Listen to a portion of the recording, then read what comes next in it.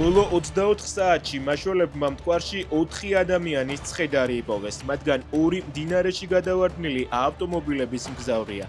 კიდევ 2 ადამიანის ცხედარი ავტომობილის ძებნისას აღმოაჩინეს. ერთ-ერთი მათგანი 44 დღის წინ დაკარგული აითაჯ მამედოვაა, რომელმაც გავრცელებული ინფორმაციით სიცოცხლე თვითმკვლელობით დაასრულა. ოჯახი მას 1 აპრილიდან საკუთარი ძალებით ეძებდა. ამ დროისთვის ცხედრები ექსპერტიზაზეა გადასვენებული.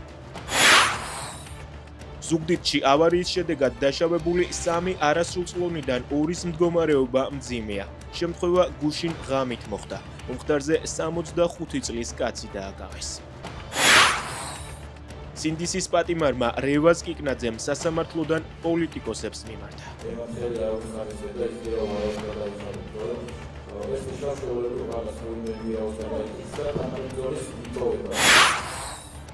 ეს მოხდა საქართველოშიც. არიან ადამიანები, რამდენიმე ტირანი, რომლებიც ძალაუფლებას ამყარებენ სხვა დანარჩენებზეც. განაცხადა რობერტ დე ნირომ კანის 78 ფესტივალზე ანანო ბაკურაძის შეკითხვის პასუხად.